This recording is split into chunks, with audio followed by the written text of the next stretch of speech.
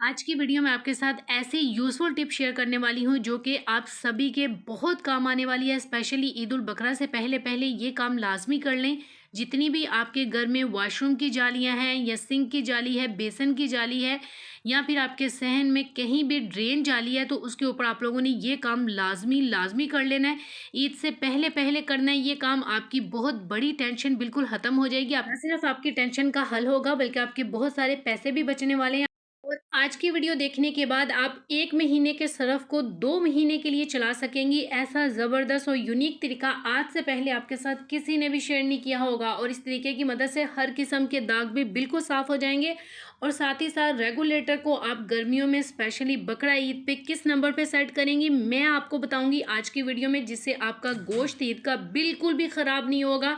आप लोग इसको 4 माह भी सेव कर सकती हैं। और सफ़ेद कपड़े जो कि कुछ ही टाइम तक सफ़ेद रहते हैं, उसके बाद वो येलो पड़ जाते हैं, तो आज की वीडियो देखने के बाद जितना भी येलोपन है उनका वो सारा ख़त्म हो जाएगा और आपके कपड़े बिल्कुल उजले वाइट हो जाएंगे। घर में मौजूद सिर्फ 2 चीज़ें आपके करेलों की करवाहट को 1 मिनट में ख़त्म कर सकती हैं। वो कौन सी चीज़ें हैं आज की वीडियो में आपको बताऊंगी। आज के बाद किसी के भी करेले कड़वे नहीं बनेंगे, सारी करवाहट 1 मिनट में ख़त्म कर दूंगी। 5 किलो करेले सिर्फ और सिर्फ 10 मिनट में आपको काट के दिखाऊंगी। इतना ज़बरदस्त तरीका आपके साथ शेयर कर रही हूँ कि आप हैरान हो जाएंगी। और साथ ही साथ एक ऐसी चीज़ आपके साथ शेयर करने वाली हूँ कि आपके घर से हर किस्म के छोटे बड़े काकरोच, चींटी, मक्खी का बिल्कुल सफाया हो जाएगा। और ये सफाया वक्ती नहीं बल्कि परमानेंटली होगा। आज की वीडियो में ऐसी टिप्स एंड ट्रिक्स आपके साथ शेयर कर रही हूँ जो बहुत ज़्यादा यूज़फुल है। आपका रुपया, पैसा, वक्त सभी बचेगा, तो वीडियो को ध्यान से देखिएगा। आज की वीडियो देखने के बाद आप बहुत कुछ सीखने वाले हैं। बिस्मिल्लाहिर्रहमानिर्रहीम, अस्सलाम वालेकुम जी, welcome back to my channel. I hope कि आप सभी ठीक होंगे। तो अल्हम्दुलिल्लाह मैं भी ठीक हूँ। फटाफट से टिप नंबर 1 को स्टार्ट कर लेते हैं। उससे पहले आप सबसे रिक्वेस्ट करती हूँ कि आप सब प्लीज़ पाकिस्तान के लिए दुआ कीजिए कि अल्लाह पाक हमारे मुल्क की हिफाजत करे, दुश्मनों को निस्तो नाबूद करे, आमीन सुम आमीन। तो फटाफट से टिप नंबर 1 को स्टार्ट कर लेते हैं। तो टिप नंबर 1 हमारी डिटर्जेंट के हवाले से है, सर्फ के हवाले से। आज की वीडियो में आपके साथ ऐसे यूजफुल टिप शेयर करने वाली हूँ जिसको इस्तेमाल करते हुए आप लोग की बहुत सारी बचत होने वाली है, आपके बहुत सारे पैसे बचने वाले हैं। जब आप इस टिप को इस्तेमाल करेंगी तो आपका 1 महीने का सर्फ 2 महीने तक इस्तेमाल हो जाएगा, यानी कि आपकी 1 महीने की सर्फ की बचत हो जाएगी। किस तरह से आए आपको बताती हूँ। सर्फ वाला कंटेनर जिसमें आप सर्फ को डाल के रखती हैं, उसके अंदर आप लोगों ने सर्फ ऐड कर देनी है। तो मेरे पास यहाँ पे ये छोटा कंटेनर है लेकिन सर्फ भी उसी हिसाब से है, ठीक है। ये जो हम प्रोसेस करने वाले हैं, जो तरीकाकार हम करने वाले हैं, इससे आपको 2 तरह के फायदे होंगे। एक तो आप लोग की सर्फ ज्यादा हो जाएगी, दूसरा ये कि इसकी पावर साफ करने की ज्यादा तेज हो जाएगी, यानी कि क्लीनिंग में ये बहुत ही ज्यादा पावरफुल हो जाएगा। अगर आपको यकीन नहीं आता तो इसको मस्ट ट्राई कीजिएगा। 2 चम्मच मैंने यहाँ पे जो नमक होता है ना, हमारा खाने वाला नमक बारीक वाला, वो ऐड किया है, ठीक है। तो मेरे पास यहाँ पे दानेदार है, कोई भी नमक जो आपके पास है 2 चम्मच ऐड कर दीजिए। अब आपने 2 चम्मच इसके अंदर मीठा सोडा ऐड कर देना और इसको बहुत अच्छा सा आप लोगों ने मिक्स कर लेना है। इससे न सिर्फ आपके पैसे बचने वाले हैं, आपकी मेहनत भी बचने वाली है, क्योंकि जितने भी दाग धब्बे हैं वो सारे के सारे निकल जाएंगे। आपको रगड़ना नहीं पड़ेगा, कोई मेहनत नहीं करनी पड़ेगी। जब भी आप लोगों ने वॉशिंग मशीन लगानी है, आप लोगों ने यही सर्फ इसके अंदर ऐड करना है। नमक आप लोग के कपड़ों की मैल कुचैल को बहुत जल्दी निकालता है और बहुत जल्दी आपके कपड़े साफ करता है। इससे सर्फ कम लगती है और मीठा सोडा भी यही काम करता है। आपके कपड़े इतनी जल्दी साफ होंगे और आपका डिटर्जेंट भी कम लगेगा। अगर आपको यकीन नहीं आता तो इस टिप को ट्राई करके देखिएगा, आपको पता चलेगा कि ये वाकई में कितनी ज़बरदस्त और पावरफुल सी वर्किंग टिप है। बढ़ते हैं अपनी अगली टिप की तरफ, जो कि सफ़ेद कपड़ों का पीलापन खत्म करने के हवाले से है। सफ़ेद कपड़े जो कि कुछ ही टाइम तक सफ़ेद रहते हैं, 1 से 2 माह के अंदर अंदर वो इतने येलो पड़ जाते हैं कि लगता ही नहीं कि वो वाइट कलर, ऐसे लगता है जैसे कि वो येलो कलर ही है। तो आप लोगों ने किस तरह से उनका येलोपन यानी कि पीलापन खत्म करना है, आज की वीडियो में आपके साथ ऑथेंटिक रेमेडी शेयर करने वाली हूँ, जिसकी मदद से आप लोग के कपड़ों के ऊपर जितना भी पीलापन होगा वो सारे का सारा निकल जाएगा। आप लोग के कपड़े बहुत ज़्यादा उजले, साफ सुथरे, वाइट और ब्राइट हो जाएंगे। फर्स्ट ऑफ ऑल पहली चीज़ जो मैं आपको बताती चलूँ वो है कास्टिक सोडा, ठीक है, जो कि आपको किसी भी पंसार से मिल जाएगा बहुत आसानी के साथ। लेकिन उसको आप लोगों ने हाथों से टच नहीं करना है। उसको इस्तेमाल करने का तरीकाकार भी मैं आपको बताती हूँ कि आप लोगों ने उसको किस तरह से इस्तेमाल करना है। आप लोगों ने पानी लिया किसी भी बर्तन में, उसके अंदर कास्टिक सोडा 1 चम्मच डाल के उसको आप लोगों ने अच्छी तरह से मिक्स करके फिर उसके अंदर कपड़े को डिप कर लेना है। लेकिन आप लोगों ने हाथ को बिल्कुल भी उसके अंदर डुबोना नहीं है, पानी के अंदर किसी भी स्टिक की मदद से उसको डिप कीजिएगा, ठीक है। पानी के अंदर कपड़े को कम से कम 2 घंटे पड़े रहने दीजिए। उसके बाद आप जब निकालेंगी ना, तो जितना भी यैलापन होगा वो सारे का सारा निकल जाएगा और ये बहुत ज़बरदस्त और पावरफुल सी रेमेडी है, 100% वर्क करती है। अब दूसरा तरीका आपके साथ शेयर कर रही हूँ जो कि हर कोई कर सकता है, हर किसी के पास ये 2 चीज़ें हर टाइम अवेलेबल होती हैं। एक है जी आपके पास डिस्प्रिन की गोली, ठीक है? जितना भी येलोपन है वो सारे का सारा एक ही बार में निकल जाएगा। बस आप लोगों ने प्रोसेस को ध्यान से देखना है। उसके बाद आप लोगों ने इसके अंदर ऐड कर देना है कोलगेट, ठीक है? 2 चीज़ें हो गई। तीसरी चीज़ भी आपके घर में ही मौजूद है, वो है जी मीठा सोडा, जो कि मैंने बाद में ऐड किया है। वो क्लिप यहाँ पे स्किप हो गया, लेकिन मीठा सोडा आप मस्ट ऐड कीजिएगा। जितना भी येलोपन होगा वो सारे का सारा निकल जाएगा, लेकिन आपको इसको टाइम देना पड़ेगा। एटलीस्ट आप लोग 2 से 3 घंटे के लिए इसी कपड़े को इस पानी के अंदर डिप करके रखेंगी। कोशिश कीजिएगा कि पूरी रात के लिए इन कपड़ों को इसके अंदर डिप रहने दीजिए। अगर ऐसा नहीं कर सकते तो कम से कम 1 से 2 घंटा तो मस्ट रखिएगा। जिससे आपको 2 फायदे होंगे। एक तो आप लोग के व्हाइट कपड़े बहुत ज़्यादा उजले हो जाएंगे, जितना भी येलोपन होगा वो सारे का सारा निकल जाएगा और कपड़ों पे लगे हर किस्म के दाग बिल्कुल साफ हो जाएंगे। आपके कपड़े नहायत उजले, खूबसूरत, व्हाइट और ब्राइट हो जाएंगे। आपके व्हाइट कपड़े ज़्यादातर पीले क्यों पड़ते हैं, उसकी मेन वजह होती है कि आप इनको नील नहीं लगाती। नील कम से कम 3 से 4 ड्रॉप्स अपने कपड़ों को मस्ट लगाया करें। इससे जितना भी येलापन होता है ना वो सारे का सारा निकल जाता है और आपके कपड़े उजले साफ सुथरे ही रहते हैं, व्हाइट कपड़े, ठीक है? चलिए जी आज फटाफट नेक्स्ट टिप को देख लेते हैं, जो कि हमारी रेफ्रिजरेटर को सेट करने के हवाले से है, स्पेशली गर्मियों में और स्पेशली ईद उल अजहा के ऊपर। आपको पता है कि लाइट कितनी ज़्यादा जाती है, ना सिर्फ लाइट ज़्यादा जाती है बल्कि गर्मी भी इंतहा की होती है और हमारा जो भी फ्रिज होता है, फ्रीज़र होता है, उसके ऊपर बर्डन भी बहुत ज़्यादा होता है। बर्डन होता है ज़्यादातर गोश्त का कि हमें गोश्त को फ्रीज़ करना होता है और काफ़ी सारा गोश्त हम इकट्ठा ही उसके अंदर घुसा देते हैं। उसकी यही वजह होती है कि आपके फ्रीज़र के ऊपर बर्डन पड़ता है और आपका फ्रीज़र पहले तो थोड़ा बहुत काम कर रहा होता है, लेकिन उसकी वजह से वो और काम करना छोड़ देता है। लेकिन जब आप फ्रीज़र को इस तरह से सेट करेंगी ना, ट्रस्ट मी, आप लोगों का फ्रीज़र ना तो कोई बर्डन फील करेगा और बहुत अच्छे तरीके से आपका गोश्त भी फ्रीज़ कर देगा। आपका गोश्त बिल्कुल भी ख़राब नहीं होने वाला। लाइट चाहे थोड़े टाइम के लिए ही क्यों ना आए, लेकिन आपका गोश्त खराब नहीं होगा।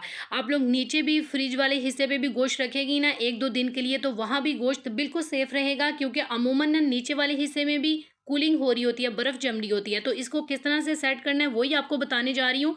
आम हालात में जैसे कि आज का दिन चढ़ रहे हैं तो हम लोग इसको 4 या 5 के दरमियान सेट करते हैं, ठीक है? लेकिन ये आम दिन है, इतनी ज़्यादा गर्मी नहीं है। लेकिन जब ईद के दिन आते हैं, आपको पता है एक तो खबस होती है बहुत ज़्यादा शदीद किस्म की और गर्मी इंतहा की होती है और ऊपर से आपको अपनी फ्रिज के ऊपर बर्डन बहुत ज़्यादा चाहिए होता है। तो उसके लिए मेन काम ये करना है कि आप लोगों ने अपनी फ्रिज को 7 के ऊपर सेट कर लेना है। कम से कम 3 से 4 दिन, जो ईद के दिन होते हैं ना, ईद के दिनों में 3 से 4 दिन आप लोगों ने अपने फ्रीज़र को 7 के ऊपर ही सेट करना है। इससे बहुत अच्छी कूलिंग हो जाएगी, आपका गोश्त जम जाएगा, बर्फ़ उसके अंदर जम जाएगी और गोश्त ख़राब नहीं होगा। अगर कुछ लोगों के, हमसायों के या रिश्तेदारों के हिस्से भी रखे होते हैं ना नीचे, तो वो भी ख़राब नहीं होंगे। इस पॉइंट को आप सिर्फ और सिर्फ 3 से 4 दिन ही रखेंगी। उसके बाद आप लोग नॉर्मल जो है ना अपनी फ्रिज को 5 के दरमियान या 6 के दरमियान सेट कर लेंगी, ठीक है? चलिए जी आज फटाफट नेक्स्ट टिप को देख लेते हैं, जो कि हमारी इतनी कोई ज़बरदस्त सी रेमेडी है ना। अगर आप लोग इस रेमेडी को फॉलो कर लेती हैं तो आपके घर से हर किस्म की मक्खी, स्पेशली ये जो काकरोच होते हैं ना छोटे बड़े, इन्होंने बहुत तंग किया हुआ है, हर किसी को तंग किया हुआ है। एक बार अगर आपके किचन में घुस जाते हैं ना तो दोबारा आपके किचन से निकलने का नाम नहीं लेते। उनका ही इलाज करने वाली हूँ। आज मैं आपके साथ एक ऐसी चीज़ शेयर करने वाली हूँ जिसकी मदद से आपके घर से 100% ये काकरोच निकल जाएंगे। स्पेशली काकरोच भी, चींटियाँ भी और चूहे भी। ये इतनी कोई ज़बरदस्त सी चीज़ है, ये आपको किसी भी स्टोर से मिल जाएगी। आप लोगों ने वहाँ पे जाके कहना है ये जो जहरीला पाउडर होता है ना काकरोच को मारने वाला, ठीक है, चूहों को मारने वाला, ये दे दीजिए। लेकिन इसकी एहतियात है, इसको आपने किस तरह से यूज़ करना है सारी चीज़ें सीख लीजिएगा, फिर आप इसको लेके आइएगा।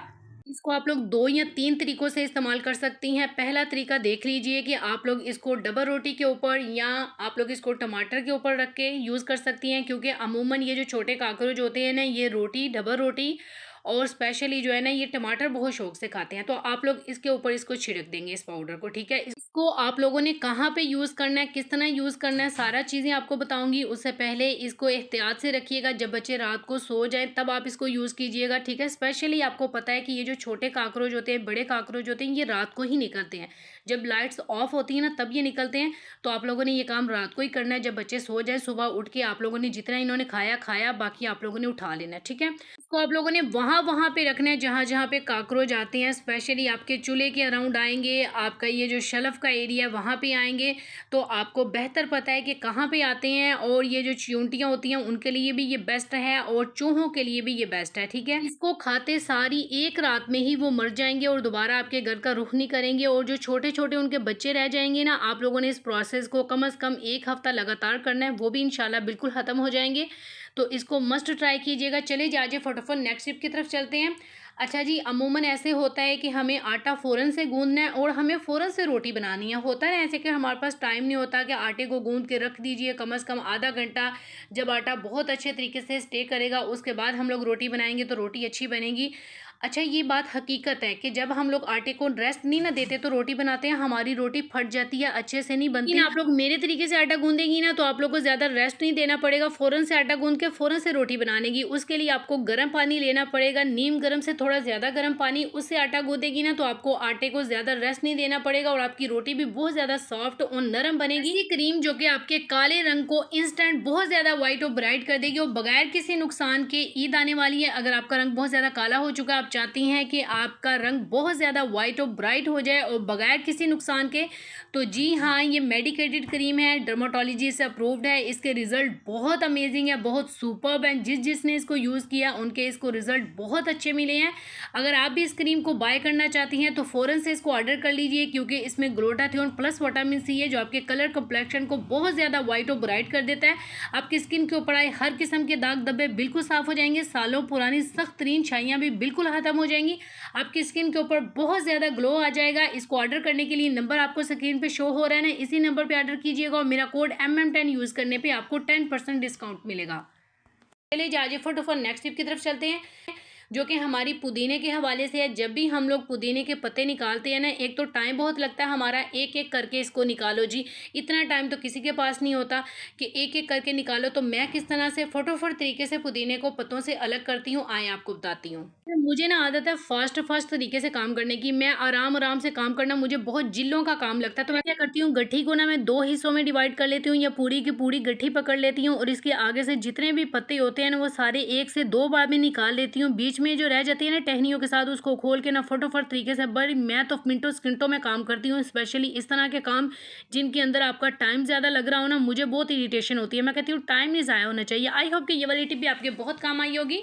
चलो जी, आ जाओ फटाफट नेक्स्ट टिप की तरफ चलते हैं, जो कि हमारी ज़बरदस्त और फास्ट तरीके से करेले काटने के हवाले से है। आज की वीडियो में आपके साथ करेलों के बीज निकालने और करेलों को फास्ट तरीके से काटने का ऐसा तरीका शेयर करूंगी जो आपको बहुत पसंद आने वाला है। आप लोगों ने सबसे पहला काम ये करना है कि आप लोगों ने करेलों के ये जो छिलके हैं ना, इनको नहीं उतारना, क्योंकि इनके अंदर ही सारी ग़िज़ाइयत होती है। जितनी भी जो फ़ायदे हैं ना वो सारे इनके अंदर हैं, ठीक है। अब आपने क्या करना है, ऊपर और नीचे से इसको काट के 2 हिस्सों में डिवाइड कर लीजिए, जिस तरह मैंने काटे हैं, ठीक है।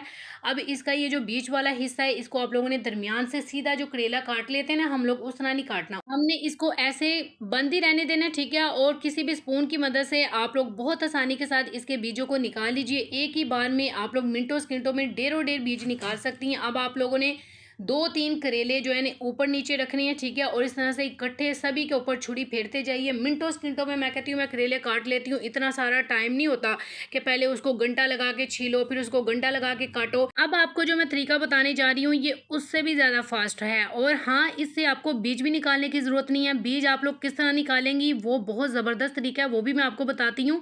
आपको कोई बीज नहीं निकालना पड़ेगा, बड़े ज़बरदस्त तरीके से बीज खुद ब खुद ही निकल जाएंगे। आप लोगों ने जितना भी बंद करेला है ना उसको ऊपर नीचे से काट के और इसी तरह से आप लोगों ने बीज समेत काट लेना है। मिनटों सेकंडों में ये कट जाएगा। और जो बीज सख्त होंगे ना, इस तरह के हाश जो कि गलते नहीं है, उनको आप लोगों ने कट लगा के बाहर से रिमूव कर देना है, ठीक है। तो हो गया दूसरा तरीका फटाफट तरीके से करेले काटने का। अब मैं आपको बताऊंगी ऐसा तरीका जिसे आप लोग के करेलों में किसी भी किस्म की करवाहट नहीं होगी। आप फ़ौरन से काटेंगी, फ़ौरन से बनाएंगी और आपके करेलों में करवाहट आ गई ना, तो फिर मुझे आके कमेंट कीजिएगा कि हमारे करेलों में तो करवाहट आ गई। ऐसा हो ही नहीं सकता। आप लोगों ने इसके अंदर सिरका ऐड करना है जो कि मस्ट है। उसके बाद आप लोगों ने 2 से 3 चम्मच नमक भर के इसके अंदर ऐड कर देना है, ठीक है। अब आपने क्या करना है, इसको इस तरह से मसलना है जिस तरह से मुझे देख रही हैं ना, जितना भी जूस है ना इसका, वो सारे का सारा निकल जाएगा। यही असल इसका कड़वापन है, और ये निकल गया उसके बाद आपके करेले बिल्कुल साफ सुथरे खाने के काबिल हो जाएंगे। इवन के बच्चे भी इसको आसानी से खा लेंगे, इतनी सी भी कड़वाहट इनके अंदर नहीं बचेगी। लेकिन एक काम मस्ट कीजिएगा, इसको बहुत अच्छा सा आप लोगों ने वॉश कर लेना है तकरीबन 4 से 5 बार, ताकि जितनी भी कड़वाहट हो वो सारी की सारी निकल जाए। उसके बाद आप लोगों ने इसको बहुत अच्छा सा जो है ना फ्राई कर लेना है, ठीक है। कम से कम लाइट गोल्डन जो होता है ना तब तक फ्राई कीजिएगा। देखिएगा कि आप लोग के करेले बहुत मज़े के बनेंगे बगैर किसी करवाहट के। चले जी आज फटाफट नेक्स्ट टिप की तरफ चलते हैं। ये वाली टिप आपके बहुत बहुत काम आने वाली है। हर घर में आपको पता है कि लैपटॉप होता है, इंटरनेट का दौर है, तो हर घर में लैपटॉप होगा। लेकिन लैपटॉप को जब आप इस तरह इस्तेमाल करेंगी ना, तो आपकी लैपटॉप के हवाले से सारी प्रॉब्लम ख़त्म हो जाएंगी। स्पेशली जब हम लैपटॉप को ज़्यादा यूज़ कर लेते हैं 1 से 2 घंटा, तो लैपटॉप बहुत ज़्यादा हीटअप हो जाता है ना हीटअप। तो उसके लिए आपको बेस्ट आइडिया बताने जा रही हूँ कि जब भी आप लोगों का लैपटॉप हीटअप हो जाए, तो आप लोगों ने लैपटॉप को उठाना है और इसको आप लोगों ने फर्श के ऊपर रख देना है। ये जो पत्थर होता है ना, ये बहुत ठंडा होता है। अमूमन लैपटॉप तभी गर्म होता है जब आप इसको सोफे के ऊपर रख के यूज़ करती हैं, टेबल के ऊपर रख के यूज़ करती हैं, या फिर आप इसको बेड के ऊपर रख के यूज़ करती हैं। कभी भी लैपटॉप को बेड के ऊपर या सोफे के ऊपर रख के यूज़ नहीं करना चाहिए। जब भी आपका लैपटॉप गर्म हो जाए, आप लोग ज़मीन के ऊपर इसको रख दीजिए, जैसे कि फर्श होता है, पत्थर होता है, तो उसके ऊपर ना बहुत अच्छे तरीके से ये नॉर्मल हो जाएगा। देन इसको क्लीन करना बहुत ज़रूरी होता है कि अगर आप इसको क्लीन नहीं ना करते तो इसके अंदर डस्ट चले जाती है और बहुत जल्दी इसके सिस्टम को ख़राब कर देती है। अच्छा, इसको क्लीन करने के लिए अमूमन कुछ लोग क्या करते हैं, कपड़ा ऊपर से इस तरह से फेर देते हैं और इसके जो सुराख होते हैं इनके अंदर डस्ट चले जाती है, यानी कि ये जो कीबोर्ड है ना इसके ज़रिए इसके अंदर डस्ट चले जाती है। तो आप लोग ना इसको इस तरह से क्लीन किया करें। कोई भी आप लोग कोम्ब ले लें, कंघा ले लें, उसके ऊपर आप लोग सॉक्स चढ़ा दें या कोई भी कपड़ा, और इस तरह से बहुत अच्छे तरीके से इसके सुराखों में से जितना भी डस्ट होगा ना वो सारी का सारा निकल जाएगा और ये बहुत अच्छे तरीके से काम करेगा, पहले से भी कहीं गुना अच्छा। आई होप कि ये वाली टिप आपके बहुत काम आई होगी। चलिए आज चलते हैं नेक्स्ट टिप की तरफ। तो ये वाली टिप भी आपके लिए बहुत ज़्यादा यूज़फुल साबित होगी। स्पेशली ईद उल अज़हा से पहले पहले ये काम आप लोगों ने मस्ट कर लेना है। जितनी भी आपके घर में जालियां हैं, ड्रेन्स हैं, उनके ऊपर ये काम मस्ट कीजिएगा। आपके बहुत सारे पैसे बचेंगे और आपकी एक बहुत बड़ी टेंशन हल हो जाएगी।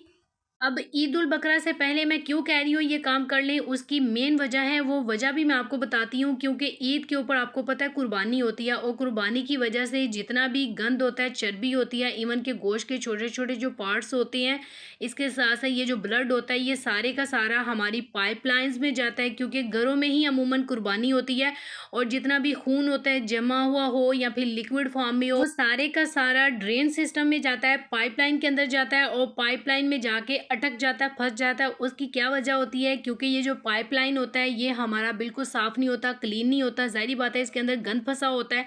ऐसा नहीं होता कि हम लोग पानी फेंकें या कोई ब्लड वगैरह फेंकें तो डायरेक्ट वो सीधा गटर में जाके गिरे, ऐसा नहीं ना होता।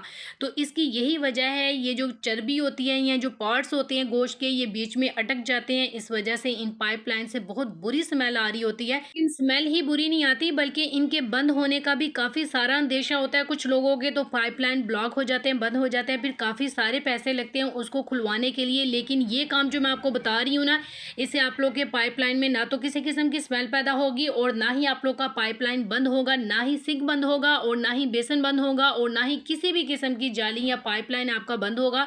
बस आप लोगों ने ये 2 पाउडर इसके अंदर ऐड कर देने हैं। अपने सिंक के अंदर या अपने घर में कहीं भी जाली है ना, वहाँ के ऊपर ये काम लाजमी कर लीजिए। पहला जो आप लोगों ने 2 चम्मच यहाँ पे जो नमक होता है ना वो ऐड कर देना। उसके बाद आप लोगों ने 2 चम्मच यहाँ पे मीठा सोडा ऐड कर देना, ठीक है।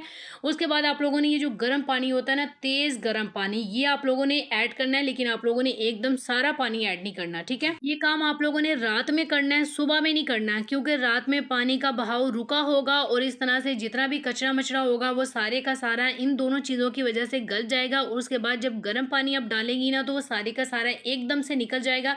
अगर बहुत ज़्यादा ब्लॉकेज होने का खतरा है तो फिर आप लोग तेज़ाब में मिक्स करके ना इन दोनों चीज़ों को फिर डालिएगा। यानी कि तेज़ाब डाल के पहले इन दोनों चीज़ों को डालिएगा, फिर ऊपर तेज़ाब फेंकिएगा, फिर इसको कुछ देर रखिएगा, फिर उसके बाद गर्म पानी ऐड कीजिएगा। सारी ब्लॉकेज एकदम से खुल जाएगी। अच्छा, सिंक के ऊपर करना क्यों ज़रूरी है, क्योंकि सिंक के ऊपर आपको पता है कि गोश्त बहुत ज़्यादा वॉश होता है, तो चर्बी वगैरह इसके अंदर जाती है, पाइपलाइन के अंदर जाके घुस जाती है, इस वजह से ये बंद हो जाता है। लेकिन ईद से पहले-पहले और ईद के बाद भी आप लोगों ने ये काम ज़रूर करना है। इंशाल्लाह आप लोग का ना तो सिंक बंद होगा और ना ही किसी भी किस्म की ड्रेन में ब्लॉकेज होगी। आई होप आज की वीडियो आप लोग के लिए बहुत ज़्यादा यूज़फुल साबित होगी। तो प्लीज़ वीडियो को लाइक कीजिएगा, शेयर तो मस्ट कीजिएगा। अपना बहुत सारा ख्याल रखिएगा। मिलती हूँ नेक्स्ट वीडियो में। अल्लाह हाफ़िज़।